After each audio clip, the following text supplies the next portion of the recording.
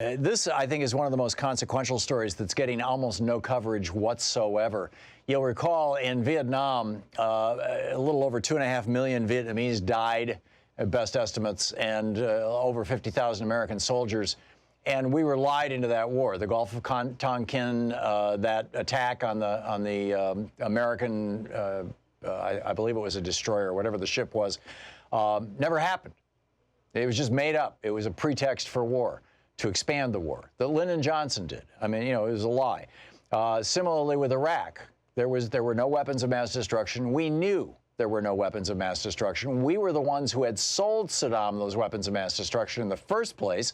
That was the Iraq Gate scandal in 1988 and what was the year? 1980, no, this was 1990-91. That Bill Barr, as Attorney General, buried. This is what made William Safire so nuts, the famous New York Times columnist who used to do this column called On Language.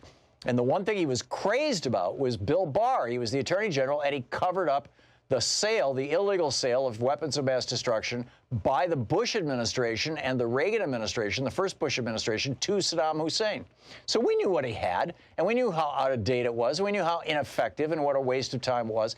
George W. Bush was lying through his teeth, as was Dick Cheney. Dick Cheney was going down to CIA headquarters and hassling people, something that had never been done before. Well, now you've got John Bolton going down to CIA headquarters, and they're trying to gin this up. Meteor Blade's writing over the Daily Kos, after pointing out, you know, that we got lied into two different wars. On Tuesday came the take of Betsy Woodruff and Alan Walmsley at the Daily Beast. They found the assertion that Iran was preparing to take action. The whole point that Bolton made and that the Trump administration is making is we're sending this warship into the Persian Gulf off the coast of Iran because we understand they're about to attack us or American interests or American allies.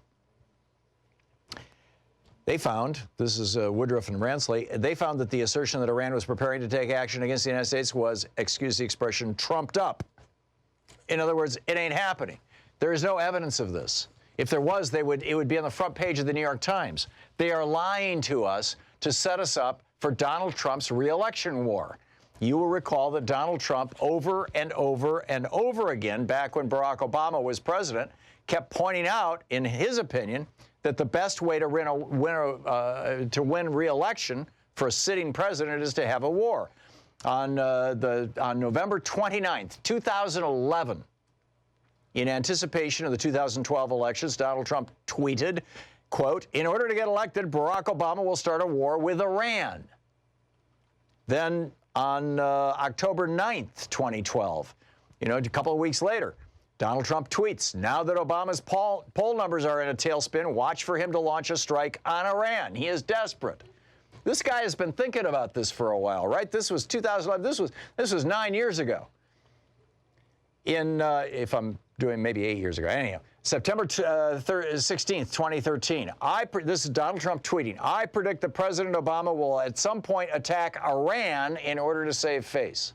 This guy has no idea what Iran is. He has never been there. He's probably never even seen pictures of Iran. He doesn't get it, that you're not talking about an Iraq that had been crippled by a decade of sanctions and a war George Herbert Walker Bush fought. And still, it's been, what, 15 years, something like that. You know, we haven't been able to control Iraq, and we're going to take down Iran. Iran is a fully developed, fully modern country with a substantial military, by the way.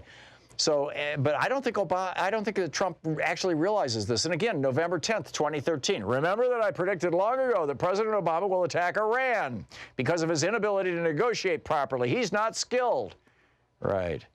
So now we find out that he is actually lying, the Trump administration, because John Bolton wants his war, and Donald Trump thinks, hey, if I have a war, I'll get reelected. I wish the media would be paying more attention to this.